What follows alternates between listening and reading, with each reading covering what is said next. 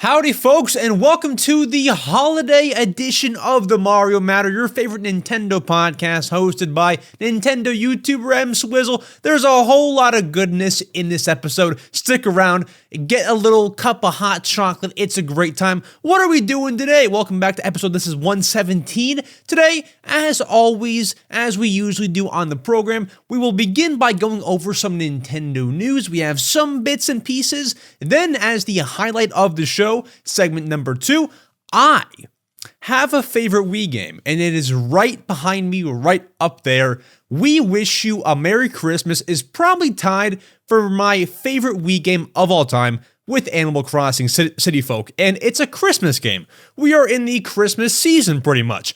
I interviewed two of the main developers for the game, and we know what was their thought process like, the pre-production, all the Easter eggs, the secrets.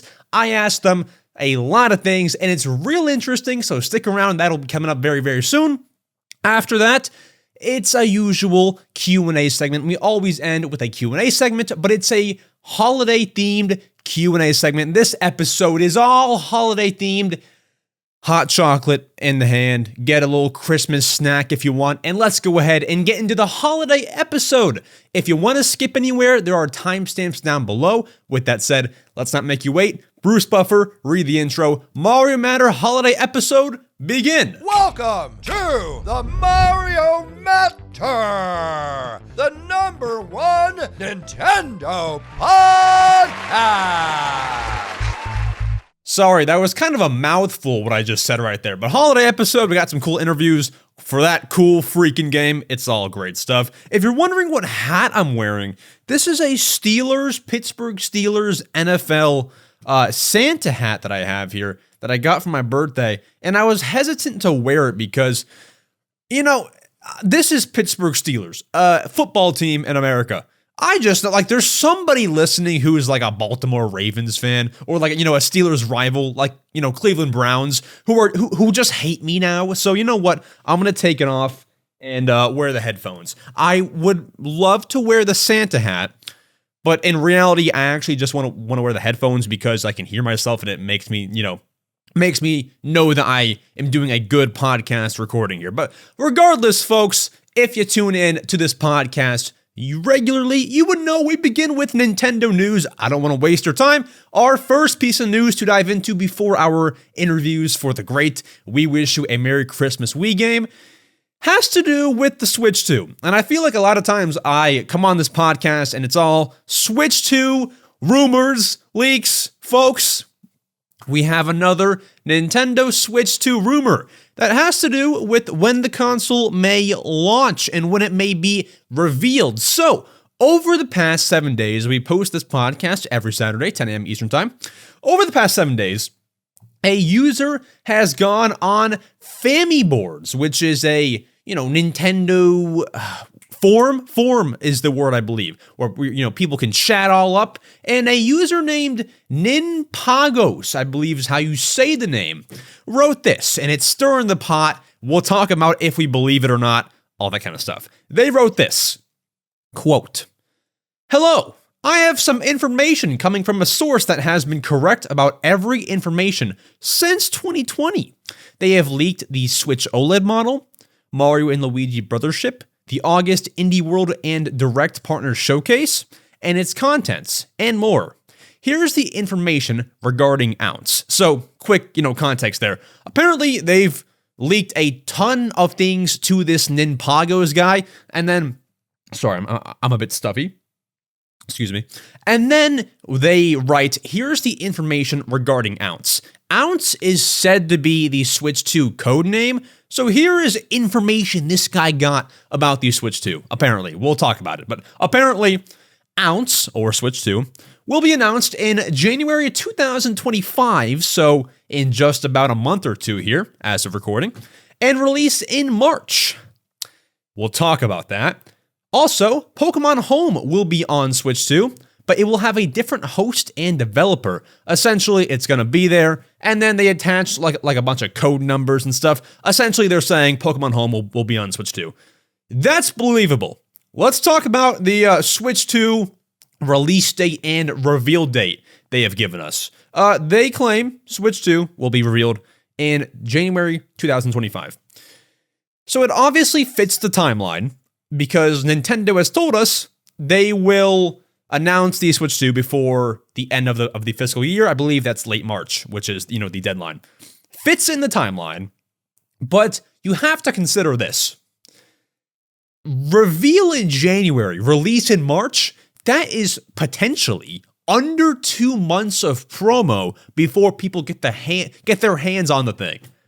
I'm sorry, but that right there kills off the rumor. Especially for a Switch 2, maybe you can get away with it for a brand new console, like the Switch, when it first came out in 2017. Maybe, they probably couldn't, but maybe you could get away with shorter promo if it's a brand new console. Because you understand it, you're hyped, all that kind of stuff. With a Switch 2, you might want to take a few more months and say, hey, this is a brand new system, buy it, it's way different than the Switch. You might want to take some more time. Potentially 2 months or less for promo time from reveal to launch makes this rumor totally not true. But I did want to bring it up because it's been making the rounds online recently on Twitter, on Reddit, on everywhere, on Family boards. So do I think this is true? No. Would I like it to be true? Probably. Let's also put this little, factoid in the mix here. Nintendo has said, we will announce the console this fiscal year.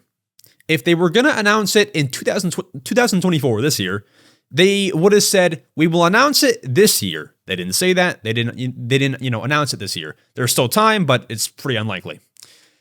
Then, they would have said something like, it'll be released this fiscal year, because if you release it in March, that's still a part of this fiscal year, the same timeline that they said that they would announce the console.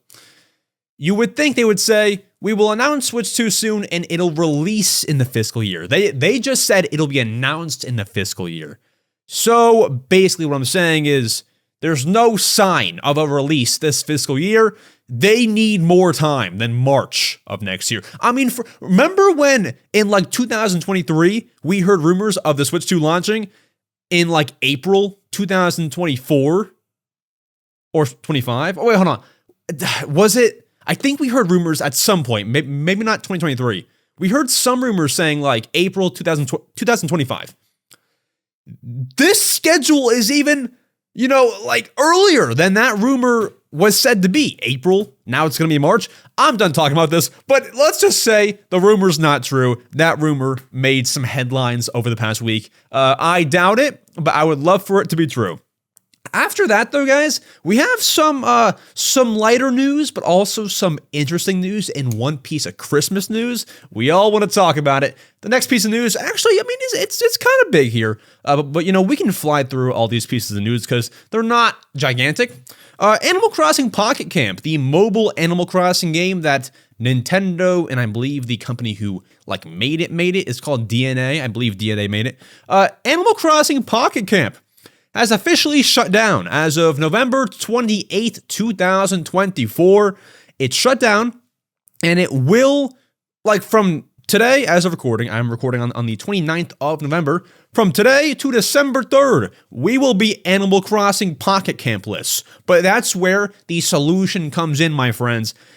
On December 3rd, 2024, let's do the math. That's what, Tuesday? I think that's Tuesday.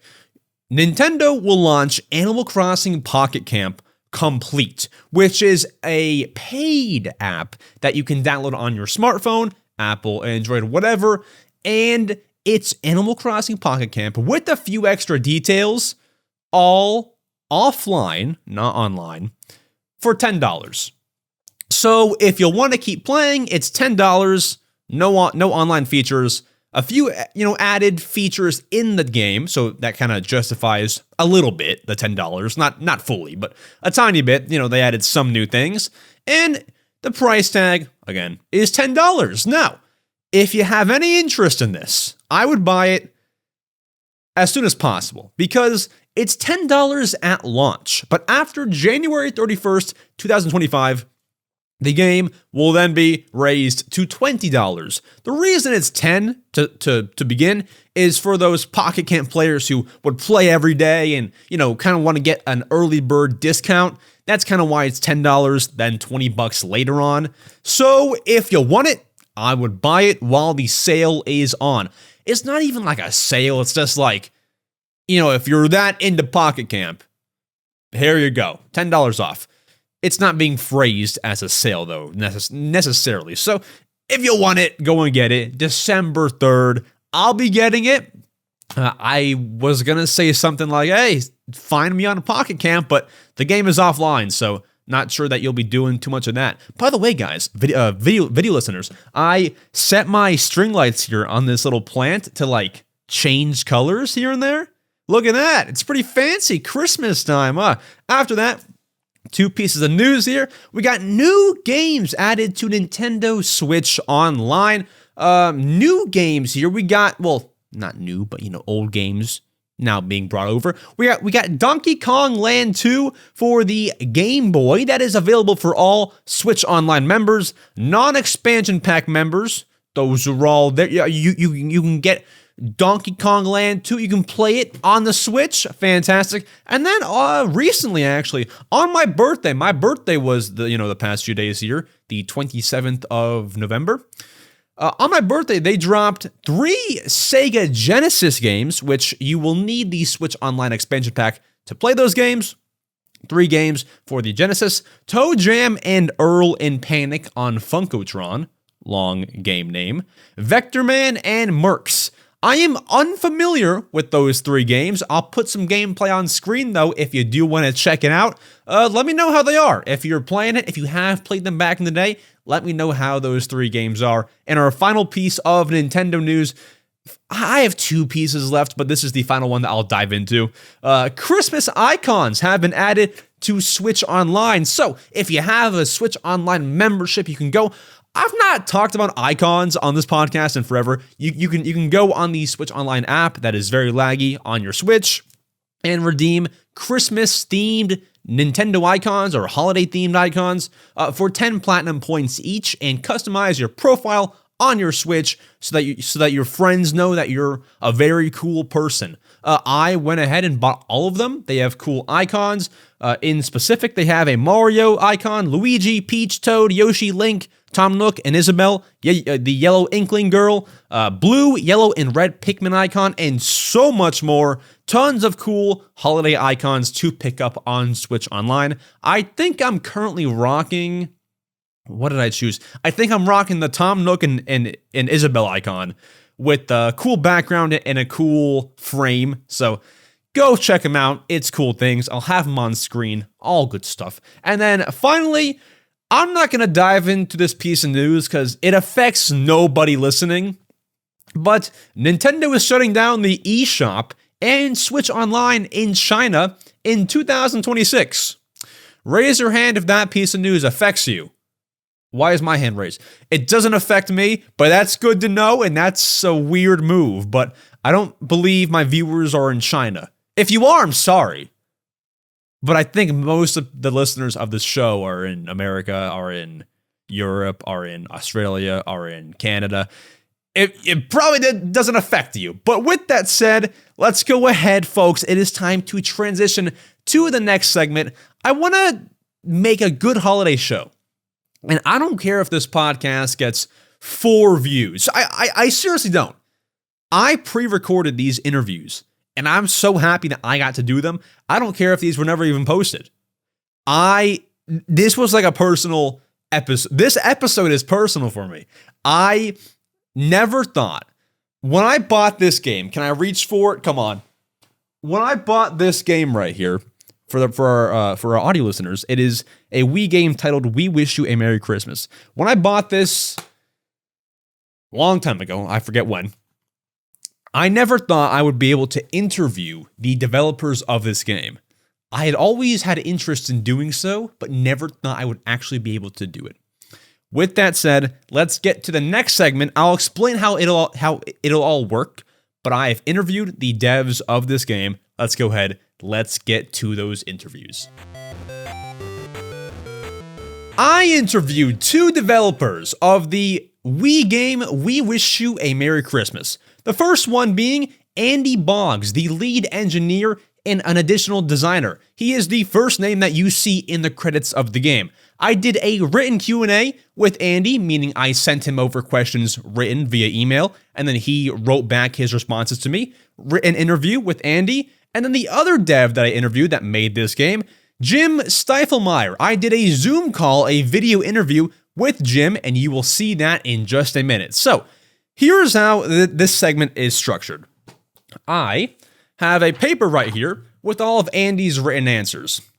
I will read the question that I asked to Andy and then read Andy's answer.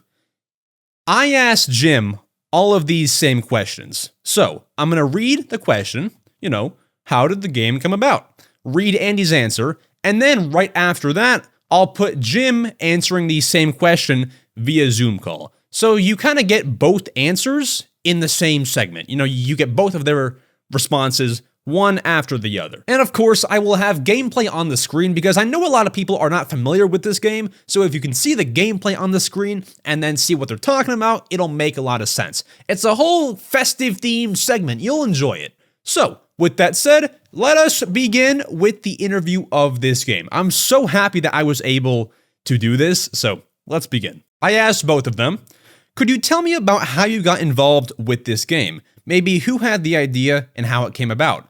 Anything you know from its pre-production? Andy said, sure. I had just been hired at Panic Button, and they were looking for an idea for a new game to pitch to a publisher.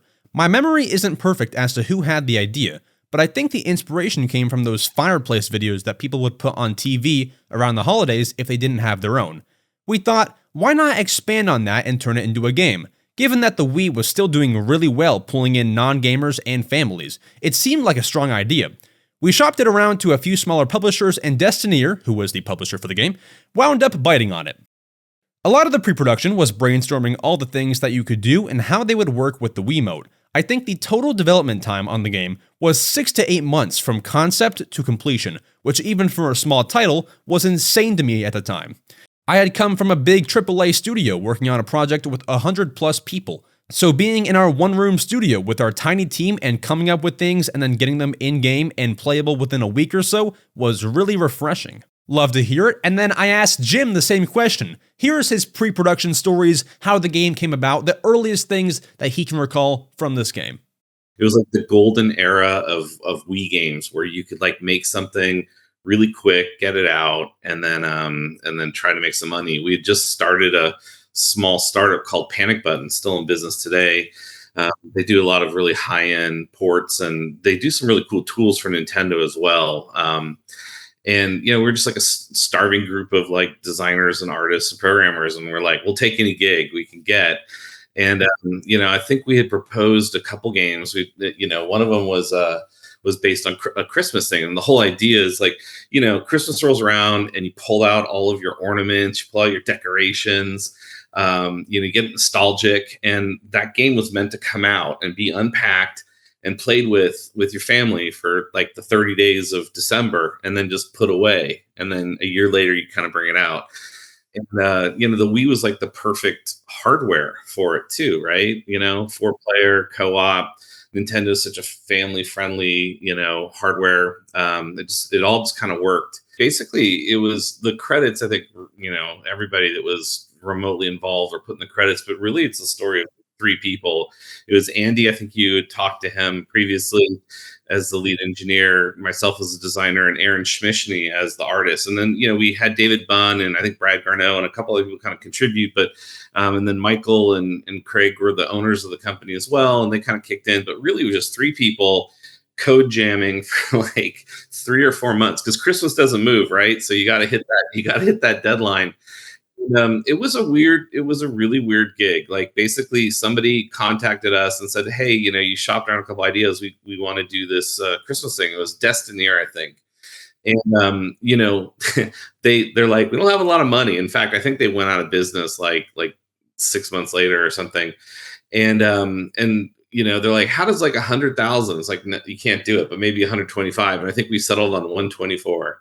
But the interesting thing is they only made 80,000 copies. And what was really cool is, it became almost like a collector's item for like a couple years after the release, because it was such short supply. You would see like the aftermarket Wii discs go for like $300-400 on eBay. It was crazy. And I had like I don't know, I had like a case of 100 of them. And we were in a small little studio in Austin, Texas. Right next door to our studio was like a child psychologist. So all these kids came in and they were, hurt, damaged, troubled. And, she would often bring them over to be like, see a real cool video game developer. I would always make an effort to give them a tour. And I'd always kind of give them like, do you have a Wii? And they're like, yeah. And I'm like, here, grab this game. And, I hope that it kind of brightened their lives in the way that I think the design was meant to, and from a pre-production standpoint, the game was we had like 4 months, dude. Like you can't make anything in 4 months, and you can't make it in 124. So like, first of all, I'm super proud that we just made it. But the fact that in my opinion, it's not a very novel game. It doesn't have the highest production values, but for what it wanted to be, I think we nailed it 110%. It was nostalgic co-op family thing. So, what we did is we didn't have a lot of time. It's like, well, what do we do for game design? So we basically just ripped off all the popular kind of genres that we're currently working on in the moment. So match 3 is always a big deal. We made a match 3 game. Wii bowling, like that was probably the funnest thing on the Wii, other than Mario or Mario Kart, whatever. Like bowling was like the tennis and bowling. Like everybody, like you've got to play the Wii. Check it out. And bowling was just like a simple flick, simple input, total fun. And so we just kind of like reskin that for Santa. And one of the questions like, we're bowling over L's. It was like, can you really do that? To like write in the thing, don't worry, like it just tickles the L's. So the kids, I love that part. We try to cover all our bases when we did crazy stuff like that. Aaron Schmishny, the artist, made a version that we didn't release of like when the L's got knocked over and they fell into that abyss, like flames came out. Oh my gosh. My. We kept it in for a while, and then we had to make sure we take it out because you don't want to leave those in inadvertently, like ruin a childhood or something. So yeah, I mean, like pre-production was really quick. It was we made a list of like 30 games, and we whittled it down to like our top 8 or 6 or whatever. And one of the things that I really wanted to do is that we had a system clock, and I wanted to have the games were very basic, and I wanted to keep the family coming back for more. So we did an advent calendar, which kind of unlocked a little thing every day. So it was a reason to keep coming back, keep hanging out with your family. 4-player couch co-op, like the perfect kind of nostalgic Christmas experience. But we wanted to make something for everybody, and there's something charming about a kid writing their first letter to Santa. And the whole idea was we were going to be able to like save that, and the parents would be able to see what the kid wrote. Oh yeah. And just decorating Christmas tree. Like you probably had a tree that you're decorated, but sometimes you don't have all the different decorations. Or maybe you don't have a big tree, or maybe you didn't have a tree at all. So we just try to give you a little bit of that. And it was something fun about like cooperating together to make something artistic rather than try to outscore each other. I've been loving to hear all the stories about this game. The next question that I asked them was, out of the 6 mini games, Deck the Halls, Present Catch, Santa's Sleigh, Reindeer Games, Hot Chocolate, Candy Cane Lanes, which is your favorite and why? Andy said, "It's been a while since I've played them, but I have the fondest memories of working on Santa's Sleigh. I got the initial version of it up and running pretty quickly with some temp art, and I remember it just being fun to play immediately. A lot of times when you work on gameplay, it can be hard to find the fun until it's nearly done. Hot Chocolate was a good example of that. It was hard to see how it would turn out until all the art was in, and the sound effects were there and it was polished. Santa's Sleigh just started out fun, and it was great when the final art started coming in. It just felt better and better every day."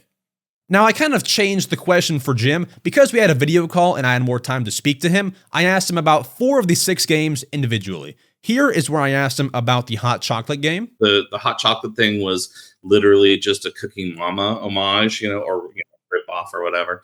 But it was skin for Christmas. I think it made a lot of sense. The funny thing about it was our boss Russell Bird, he's like, the elves have to pat their tummy and just like really love the hot chocolate. So that was his little inspiration. But I think like it was a really fun, accessible game. Like, it's hard. It's actually challenging. Like I'd come off making Area 51 and Area 51 Black Site, and those are like first person shooters where I'd be in a meeting talking about like how do we pop the enemy's head off and explode it so the blood goes towards the camera, and then the vertebra needs to be a little bit more white so it pops on the screen.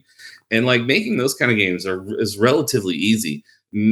Simple is hard.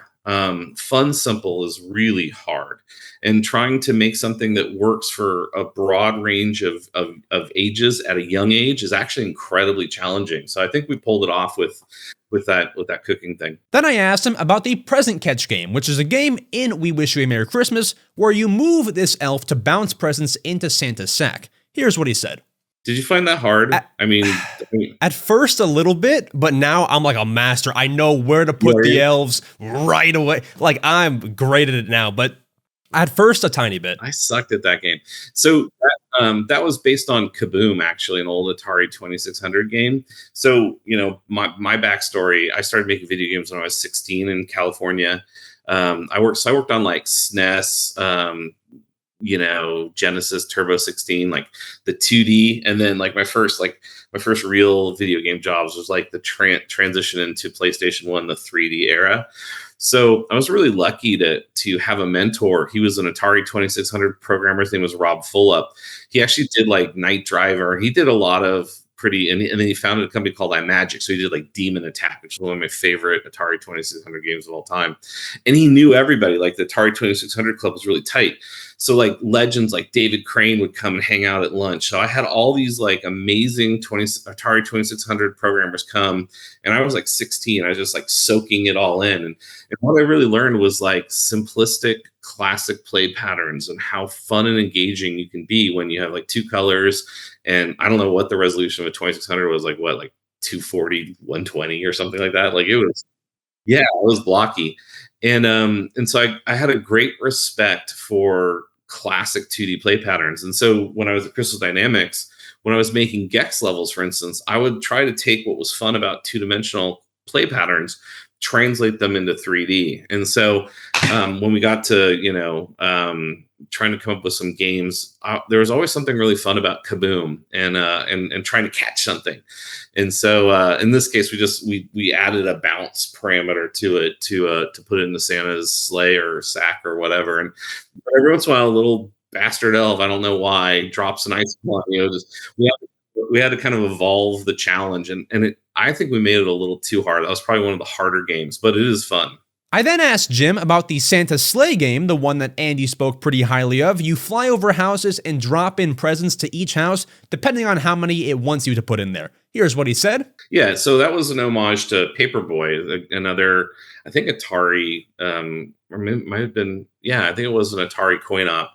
But basically you play a Paperboy like hucking papers. Like they don't even do kids like throwing newspapers anymore. It's like such an archaic construct. But the whole idea was like, that and some of the classic 2D games where you could drop a bomb and try to hit something, and we just wanted to get something that had four players kind of clicking, and it's actually really interesting because there's a timing element which wasn't that hard for kids to master, but then depending on how many players were playing, it got to be a kind of compositional thing where like, hey, the blue present guy, you got to drop one, but the green present guy has to do three, and then the next house might be reversed or something. So you had to work cooperatively, and it kind of got fast and frenetic, and again, it was another great couch co-op moment. And finally, I asked Jim about the Candy Cane Lanes game, which is pretty much Wii Bowling, but in a Christmas sort of skin, I guess you would say. Here's what he said. That one was really hard to do. Like I have to give credit to Nintendo. When they did tennis and they did bowling, they did such an amazing job because the Wii itself was very hard to tune and make games for. Wii Motion Plus got a lot more accuracy, but the classic Wii, it would drift after just a few minutes. So you would have to do things where you would in the middle of the game, in between individual rounds, you would look for little ways to make people manipulate the controller in a certain way that would recalibrate it. But you had to like, Nintendo would be like, hold the controller and recalibrate it. But we wanted to try to hide it in some of the gameplay. So I thought we pulled that off really, really well. And other than that, yeah, it was just when you're making a first person shooter and and Halo has sold 100 million copies, you probably don't want to come up with a control scheme that significantly deviates from there, because you want to tap into the muscle memory of the 100 million people playing Halo. So you adopt the kind of classic input, and then you put your spin on it. Well, that's what we did with bowling and some of these other games where you tap into the joy and the muscle memory of these forebearer games that people loved, and you build on it. And in this case, it was really easy to build on it because we just put a Christmas wrapper around it. And it definitely wasn't like my finest moment in innovative new gameplay. Like all of these are pretty much homages, but putting them all together and doing the unlock scheme and doing things like decorating Christmas tree and stupid things like being able to like change the color of the fireplace flame, just dumb stuff like that. But it all reinforces the tonality of like a Merry Christmas. I think that's where we succeeded if we didn't do it in novel gameplay. We move on from the minigames. I then asked Andy and Jim. I read the credits, and there were a lot of repeating last names, seemingly family members of the dev team. Was this game by chance a family and friends effort? Andy said, totally. We were such a small team with no dedicated QA testers. We had to rely on our friends and family to help us. A lot of people's kids were coming in as well, and they gave invaluable feedback, especially since so much of the team were more mainstream gamers. We were just taking wild guesses about what kids would find fun when we were building the game. Would a certain game be too hard or too easy? Or with some of the more finicky Wiimote-based activities? We were worried that the controls wouldn't be intuitive, or maybe a kid wouldn't think to shake the remote the way I would think to when I programmed it. So yeah, a lot of family had a hand in there. Jim said this. For sure. Like that's how we validated the concept. And I was really lucky that I think my daughter was 7 at the time and my son was probably, 11. So they're like the perfect age to test it. It was kind of cool. Like, having been a creative director in the video games, I was always like the cool dad that always had like, we had the PlayStation 2 before it was launched, PlayStation 3 before it was launched, and like check this out. It was probably challenging for them because I kind of feel like one of those cigarette manufacturers, like kids don't smoke. It's like we were very careful with media with our kids.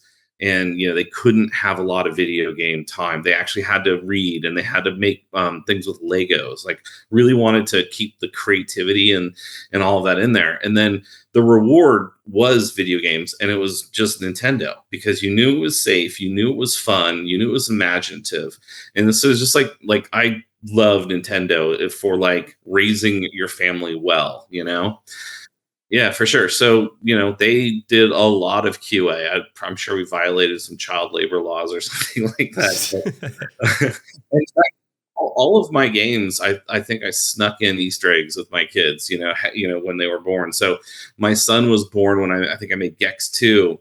And there's like some secret hidden levels. And actually somebody found them, which is super crazy. Like I cannot believe in the space level, you had to jump off the void and land on an invisible platform and go left, right.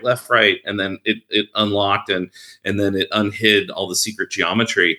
And then there was my son, and you could like tail whap it and explode. You got a 1-up and it teleported you back. And so in every game, I put my kids, like their initials, their text, like a texture of their, their baby shots or whatever. And, I really wanted to, like, being a young father and making video games, you're away from your family. Like I'm sure you work crazy hours from, like say 10 a.m. to like midnight, 6 days a week. And so, my family would have to come and have picnics with me on weekends to like remember what dad looked like. So it was just kind of a way to kind of like, if I could bring them in, at least during the completion process and help them QA it, it was great because you could watch them play it and you don't say anything. You just watch them play and you make your notes and then you adjust the difficulty.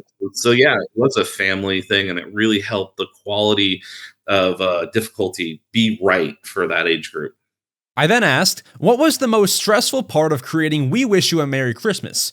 Andy said, For me, it was the fact that I hadn't shipped a Wii game before and being worried about the deadline. The game only worked if we got it out in time for Christmas, so keeping it on schedule was critical. Luckily, it came together pretty smoothly. In fact, I think we actually wound up finishing it and submitting it early, which is another thing that has never happened to me since on another project. Jim said something similar. The most stressful part probably was more about the business aspect. Like, we had to laser focus. We didn't have a lot of money. So, we need to make stickers. Well, who's going to make stickers? How much of those cost? So we were there was like 4 or 5 of us, and we were a video game studio. And if we screw this up, we don't eat. So, it was very stressful and very challenging to make a game on a shoestring budget. And worse, it had to be done at a certain time because we had to ship. Back in the day when you had to make discs, it took a while. You had to make the gold master disc. You ship it off to Nintendo. They do a lot check, which basically, their QA process, and they make sure that you don't violate any of their, core, programming requirements, but also any of their standards. That takes like a month or so. And then it takes, a month to replicate the discs and to, get them out to Best Buy or whatever was selling, things back then. And so we couldn't screw up. We didn't have a lot of money. We didn't have a lot of people, but we had a super, we were super passionate about making something for our families. Like, all of us, I think, have had kids or were just new parents. So it was like one of those things where it's like, we're doing something that's bigger than us. And, it's great that you reached out because it makes you feel like you didn't waste your time on it. But I'll tell you, I got letters, kids wrote in saying this game is really cool. It really made me feel happy. One of the kids lost their dad. My next question was a bit of a personal question that I had, not so much for the good of the group, but an Easter egg in the game that I had to get to the bottom of. I asked, to roll the credits in the game, you must click on what appears to be a family photo. I've wondered for many years what the photo is. If I can ask, whose is it? Someone on the team maybe? And how did it get into the game? Andy said, good eye. I actually have no idea who that photo is of. It's very possible it could have been one of the team's kids, or just some random photo we found. So it seems like no one knows the answer. Guess what?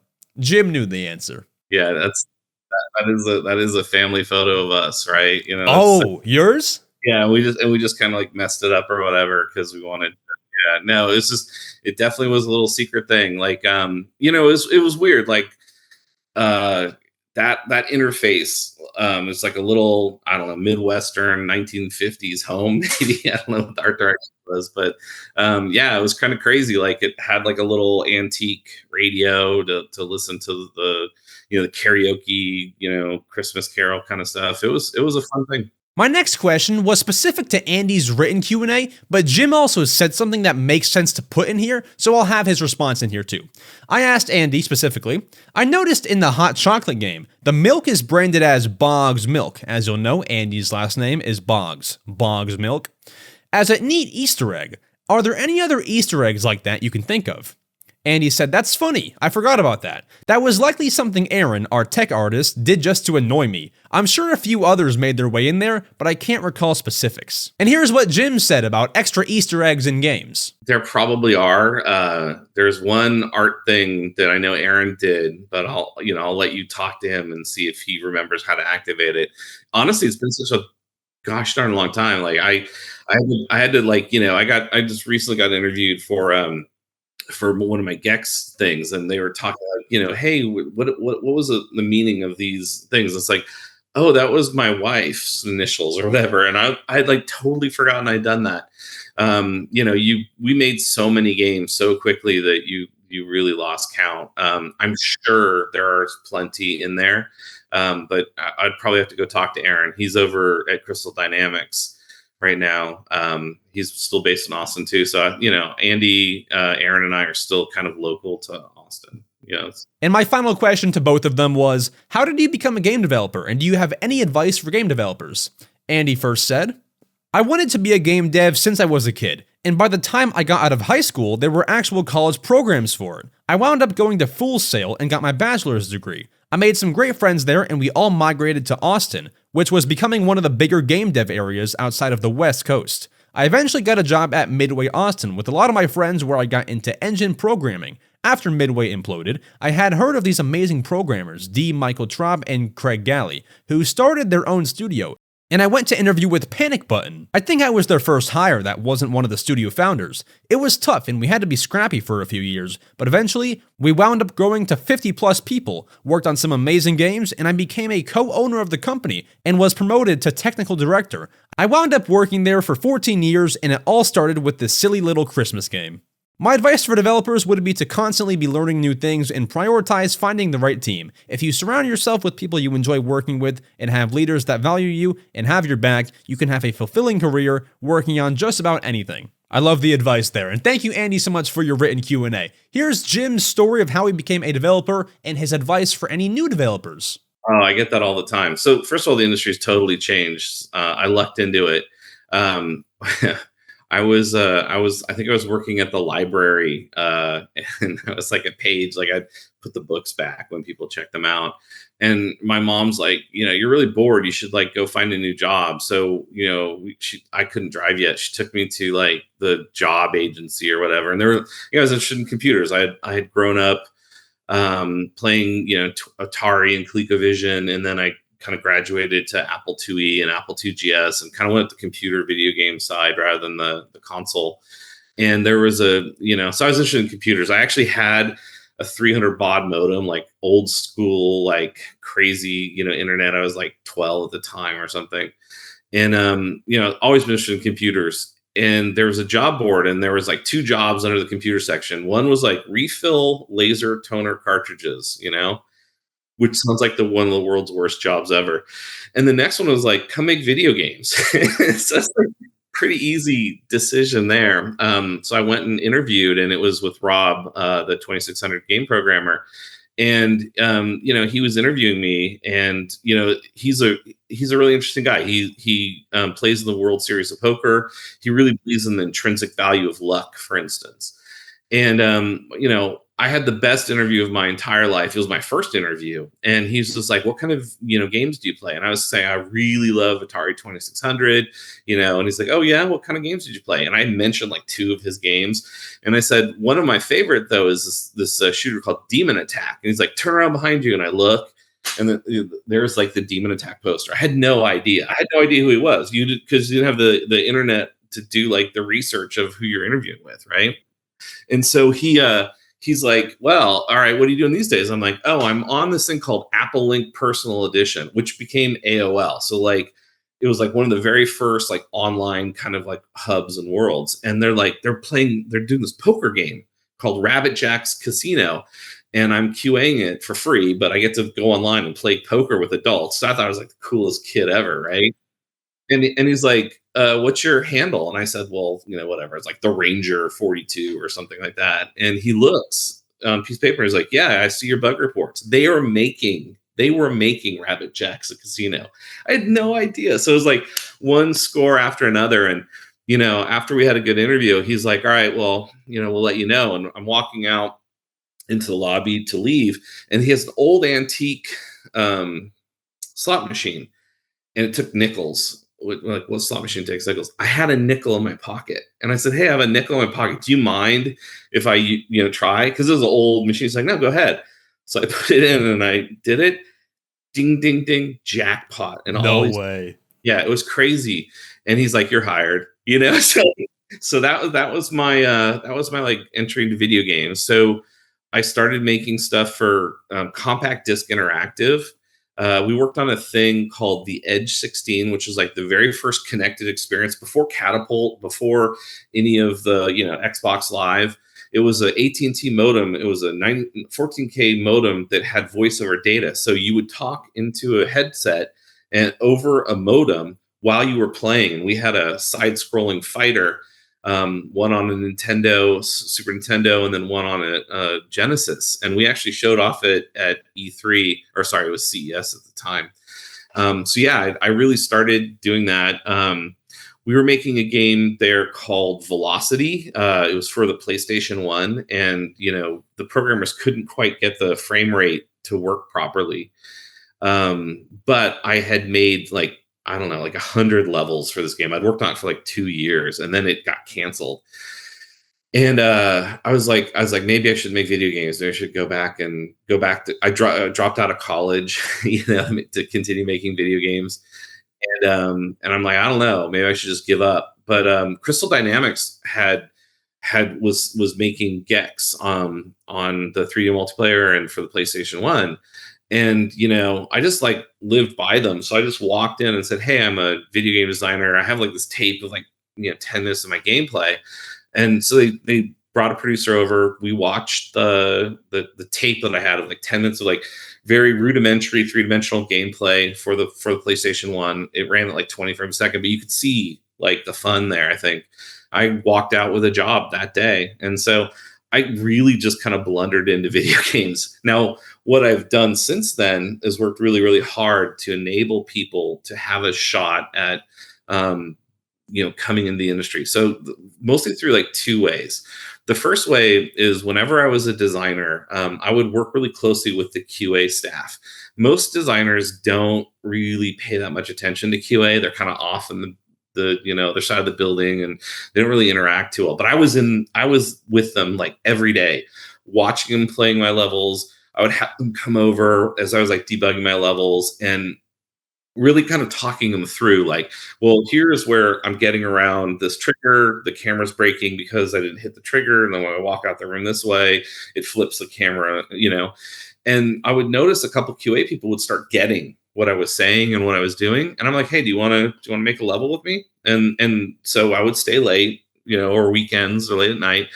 And I would say probably like 6 QA people, became designers because I did that. And then back in my Midway days when I was working on, Midway, Inevitable got acquired by Midway. So I was Area 51, and then Area 51 Black Site was Midway Austin. We had to get like 30 or 40 designers. And, it's really hard to hire good designers. So one of the things we did is we talked to, Guildhall up at SMU, went to FIA with Florida Entertainment. We didn't go to DigiPen for some reason. I don't know why. But we went to Full Sail, and Full Sail is this video game university, essentially. They also do audio. And we basically had a pipeline where we just like interviewed every like 3 months and brought people on. We probably hired 10 to 12 kids out of Full Sail. And, it's their first jobs. Like, it's so hard to get into the industry. Every one of them that we hired, because we had a really rigorous hiring process, every one of them is like a senior designer or a creative director in their own right today. So it's really kind of a cool success story. My advice for people that want to get into video games now is like, obviously play a ton of games so that you have the ability to have, the diction and the vocabulary to talk about, play patterns and what makes sense. I think Naughty Dog did it well in that they kind of, in Valve to a certain extent, they only hire hybrids. There wasn't just a designer. There wasn't just a programmer. There was an artist designer. There was a programmer artist. So I think one thing you need to do is get that design, that intrinsic understanding of design, playing games, reading up deconstruction of games. There's programs. There wasn't really programs for video games in universities when I was coming up. Now you can. I think that's a valid way to go through it.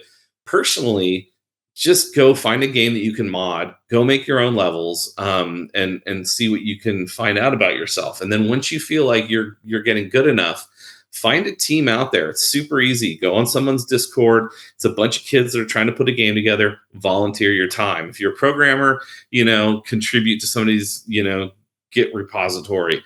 If you're an artist, go make some cool textures or make some cool animations, and start working together. It's never been easier to make a game. Get out there and do it. And that's like the only way to really force yourself to grow. And then there's a lot of luck.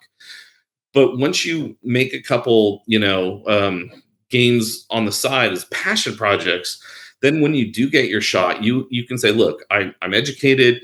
I've played all these games. I can talk the talk, and then look at what I've done." Your creative side projects are like your entree into the job. So I would recommend people become interesting hybrids. Don't just be a designer. Don't just be an artist. Be a designer artist or be a designer programmer. And the second thing is like work together to go make some community games, learn from that, and then keep doing it. And it's really hard to get in the industry, and it's really hard right now. The industry is just just like all my friends, like I'm on LinkedIn like every day, and I'm just seeing one amazing person after another losing their job because the industry is just going through such a, crazy experience right now. And that's pretty much everything. But I did ask Jim one question that I forgot to ask Andy. And that question was, whenever someone brings up the game, We Wish You a Merry Christmas, everyone says to me, man, they really missed the opportunity to name it Wii, W-I-I, like Nintendo Wii. We Wish You a Merry Christmas. I asked Jim if that was ever a thought, if that was ever in play, and guess what? It was. Yeah, I mean, that was what it was originally titled. That's what I sold it as. I'm like, it's perfect. It's We Wish You a Merry Christmas. Nintendo's like, you cannot use the word thing. Yeah, so Nintendo killed that like immediately. Yeah, it's like it was very obvious.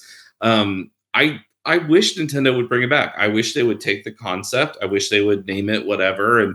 And like it's too good of a concept you should have this every year, and you should make new fans every year. All these kids should have this amazing child experience that you had every year. It'd be simple to do. I don't know why Nintendo doesn't do it, And so that is my interview with Andy Boggs, the lead engineer, and Jim Stiefelmaier, the lead designer and the producer.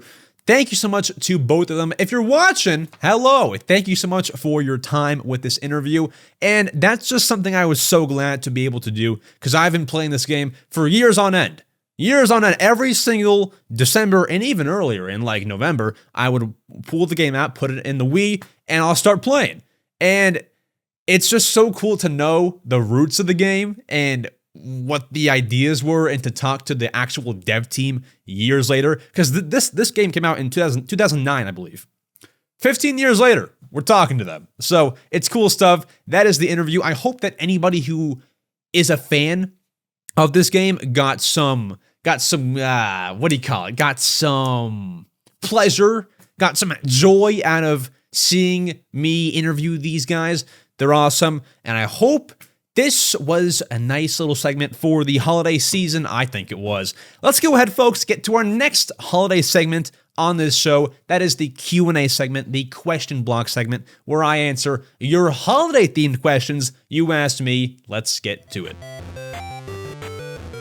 Folks, it is time to answer your questions you asked me via my YouTube community tab in my Discord server, and I asked you all, for a better chance of you being on the show, make them holiday themed. This is the holiday show. This is where we want to talk about all the holidays. I want to say Christmas because that's what I personally celebrate, but I know not everyone celebrates that. So the holiday episode, let me go ahead and put my, can I fit my Santa hat back on? Let's see. Come on. It kind of works. Let's have it balance on my head the whole time. All right, here we go. Splat Knight asks, do you have any favorite holiday games to play with the family, or any games to just relax near a fire to? Well, the answer would be We Wish You a Merry Christmas, but we know that. That's obvious. That would be my number one pick. Any other, I have to take the Santa hat off. It's going to fall off. Any other nominees, any runner-ups, I guess would be what I'm talking about here. I would say Animal Crossing, any Animal Crossing, apart from Wild World, Animal Crossing GameCube, City Folk, New Leaf, or New Horizons. The only reason not Wild World is because there is no holiday event. I think that there's snow, but there's no Toy Day event, so can't really call that like a Christmassy kind of game. But Animal Crossing would be big. There's a few other Christmas-themed Wii games, not as great as We Wish You a Merry Christmas. Santa Claus is Coming to Town. There's a Rudolph game, but that one's like really bad, but it's still fun to pull back out here and there. I would really say Animal Crossing behind We Wish You a Merry Christmas. Then maybe, I've never told this story. So a few podcast episodes ago, me and Zach Scott Games were talking about a Christmas-themed Mario Bros. Rip-off game. Those developers gave me the code to the game, so I can play it for free. And as much as I ripped that game, I wasn't trying to be mean, but like it is very closely Mario resembling, right? I didn't mean to rip the game, but I wasn't overly kind. I guess I'll put it that way because it's a Mario rip pretty much. It's a cool game. It's a pretty cool game. It's like $5. I would buy it if I didn't have to. If you're out there wanting a Christmas game, that's a fun one too. The Legend of Santa is what it's called. So very cool. Those are some Christmas game essentials. I also, one last thing, I bought, I was looking for Christmas eShop games on the Switch. There's not a whole lot of great ones, but I saw there was a Charlie Brown Christmas DLC for a game called Pinball FX. It's a pinball game. That is super fun. It's $5. Pinball, the game is free. The DLC is $5. That's awesome too. I'm playing it all December. Sorry. That's a great game. Your local Nintendo kid asks, do you think Nintendo should do more in December? They always try to keep it relatively small, but I'd quite like to see them get more in the Christmas spirit. Your thoughts? Yeah, I would like it because, like, bro, December, it's right before Christmas. You have a game to put on your list. You have something to play in the lead up to Christmas time.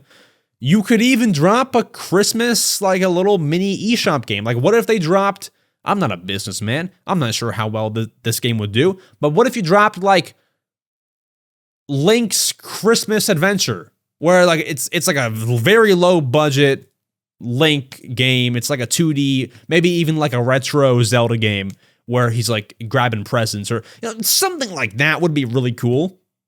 And Nintendo does things in December. This December, they're publishing Fitness Boxing 3. Not a big thing. Last year it was the Pokemon DLC. Cool thing, but it's not necessarily like Christmas related. And then I forget what it was the year before that. But they are active in December, just not doing like big things, you know.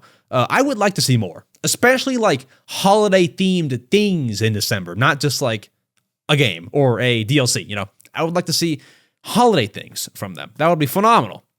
Trent asks, what's the best Nintendo game for the Switch to get for Christmas this year? Well, that's up to you, because it's up to you on what you want for Christmas. But can I change that question? Let's change it to, what is the best Christmas game for Nintendo Switch? Let's convert the question and make it that. The best Christmas game on the Switch, there's not many. I mean, The Legend of Santa is already a pretty fun one. I've not beaten it, but already it's pretty fun. You know, that one's cool. Don't buy Advent Calendar. I don't love that. You all know, if you're a returning listener of the show, I don't love that game.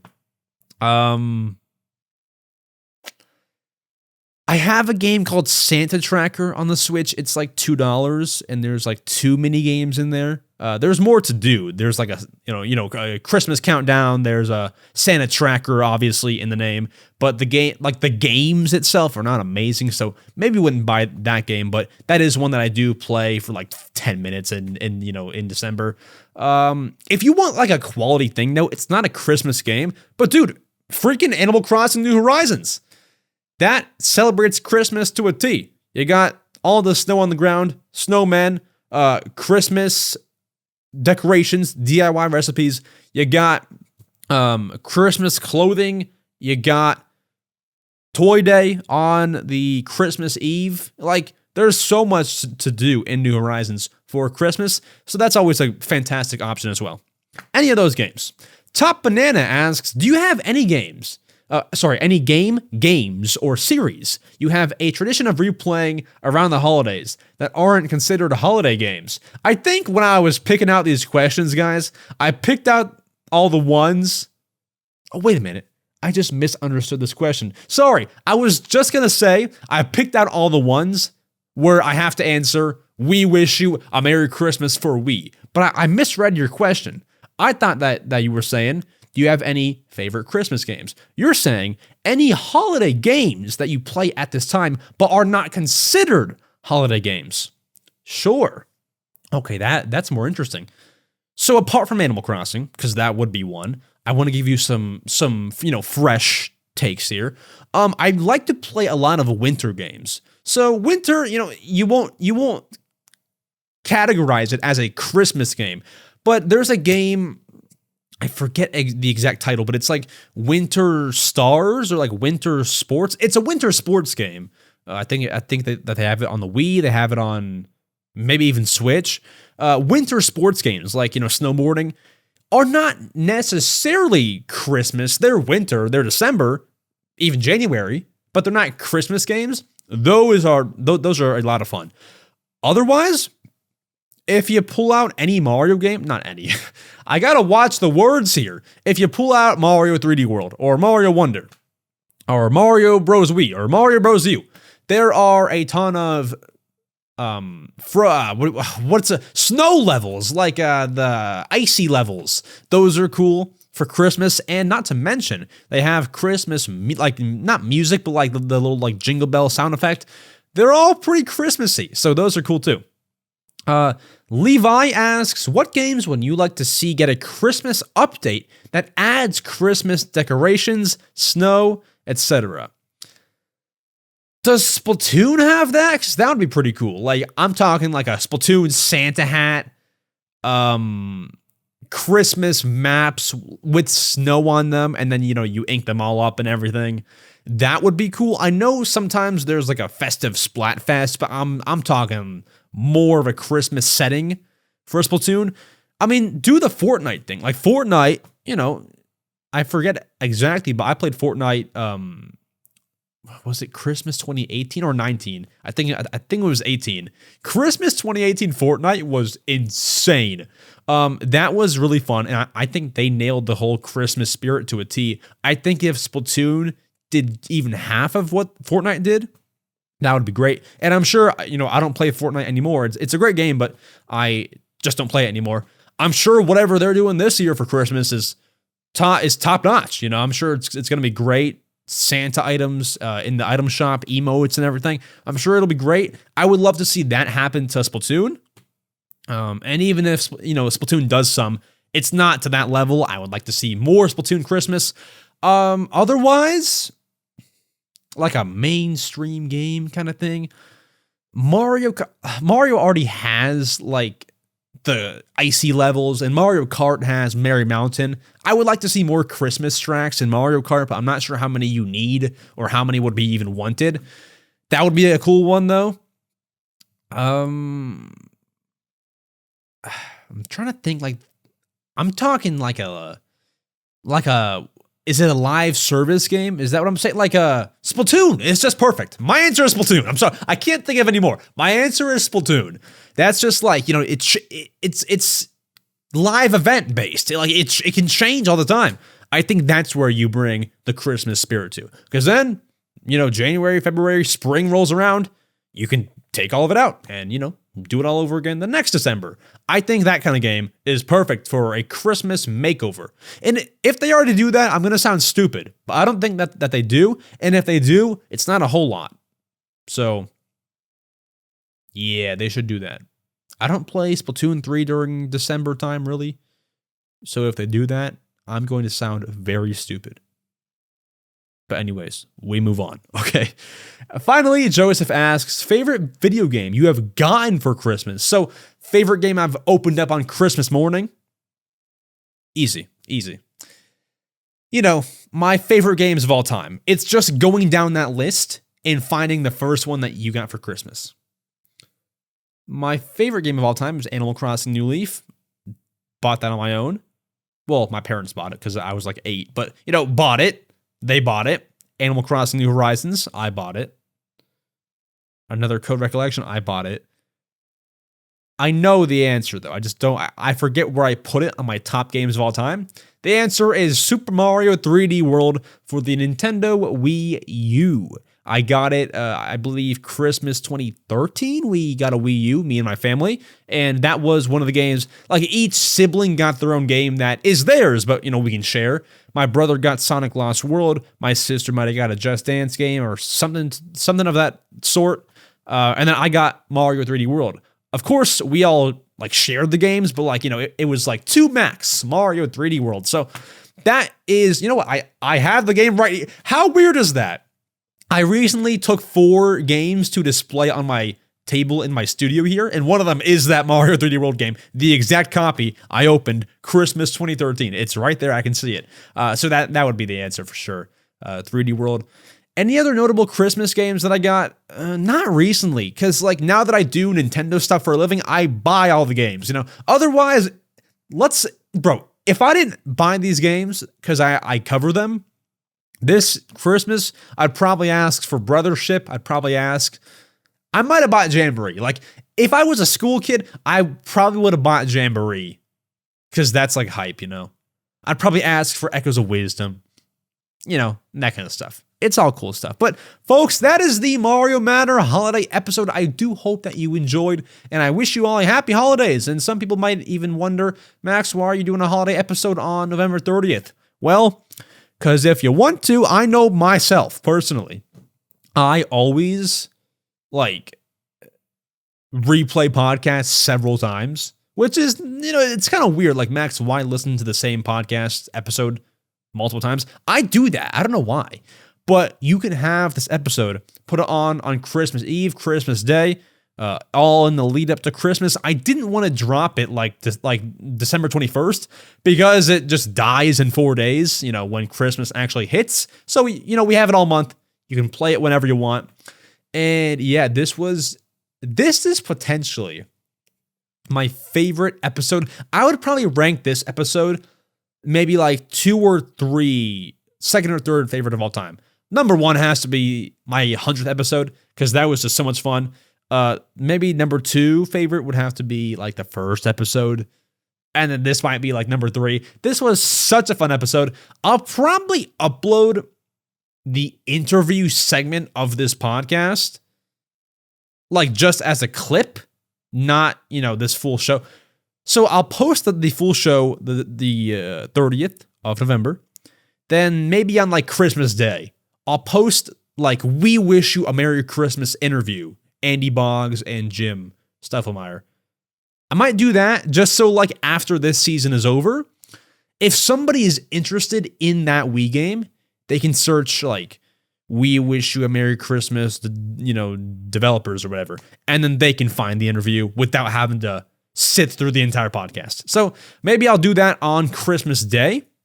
It won't be any new content. It'll just be this clipped, but all good stuff there. I hope this episode can result, if anyone's listening and knows how to do this, I hope this episode can result in like there being new like pages or like new information added to the Wikipedia page of this game. That would be so cool. I would love to like contribute to that. If anyone knows how to do that, that would be amazing. I would love to add, because if you look at the Wikipedia page for "We Wish You a Merry Christmas," it's like not much. It's like some reviews of the game, when it came out, who developed it, that's it. I would love all the new uncovered information to be added, like the budget for the game and Jim Stiefelmaier told YouTuber EmSwizzle, it'd just be cool stuff. So I don't have to be credited. I probably should be, but I don't have to be. As long as it's on there, that would be phenomenal. But thank you all so much for listening. Have an amazing holiday season. I would say have a happy holiday, but it's still like a month away. So, if you're listening on Christmas Eve, Christmas Day, whatever you're doing, happy holidays to you, and happy early holidays to those listening to this show on day 1. Let's sign out of this podcast like a newscaster. And I am YouTuber EmSwizzle, or Max, signing out. That was good. Okay, nice. Happy holidays, goodbye.